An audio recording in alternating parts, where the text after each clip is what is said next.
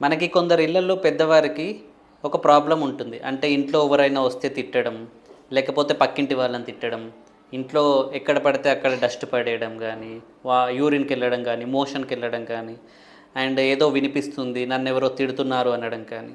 So, కొందరు ఇళ్లల్లో పెద్దవాళ్ళు ఇలా అంటుంటే చూస్తుంటాం. సో, దీనికి కారణాలు చాలా ఉండవచ్చు.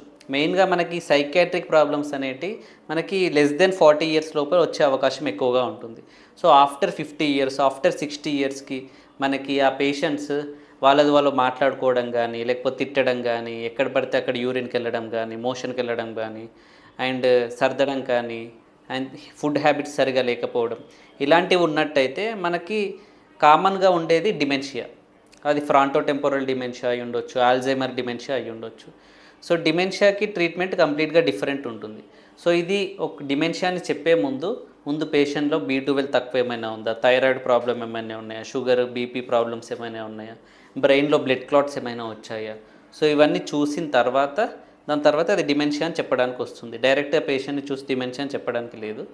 సో, ఒకవేళ మీ ఇంట్లో వాళ్ళకి గానీ, మీ ఇంట్లో పెద్దవారికి ఇలాంటి ప్రాబ్లమ్స్ ఏమైనా ఉన్నట్టయితే you can consult me. I'm doctor Krishna Chaitanya Reddy, consultant neurologist at onus hospitals. So, ఈ డిమెన్షియాకి ట్రీట్మెంట్ మనకి సిమ్టమ్ బేస్డ్ ఉంటుంది. మనం మొత్తం ఈ ప్రాసెస్ ఏదైతే ఉందో, డిమెన్షియా అంటే బ్రెయిన్‌లో మనకి నరాలు ఏవైతే ఉంటాయో స్లోగా కరిగిపోతూ ఉంటాయి. కరిగిపోతూ ఉన్న ప్రాసెస్‌ని కంప్లీట్‌గా మనం ఆపలేము. దానికి ఏదైనా స్పెసిఫిక్ కారణం అంటే పోషక లోపం ఏదైనా ఉంటే దానికి మనం ట్రీట్మెంట్ ఇవ్వచ్చు. కానీ కంప్లీట్‌గా దాన్ని ఆపే ప్రయత్నం అయితే మనం చేయలేము.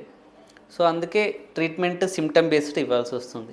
అంటే ఒకవేళ అరుస్తుంటే దానికి ఒక ట్రీట్మెంట్ ఇవ్వడం, నిద్ర లేకపోతే దానికొక ట్రీట్మెంట్ ఇవ్వడం, ఇలాంటివి ఇవ్వడం ద్వారా పేషెంట్ వాళ్ళ చుట్టూ ఉన్న వాళ్ళ లైఫ్ స్టైల్ కూడా కొంచెం ఇంప్రూవ్ అయ్యేలా చేయొచ్చు. సో, దీనికి మాత్రం ప్రాపర్ ఎవాల్యుయేషన్ అనేది అవసరం.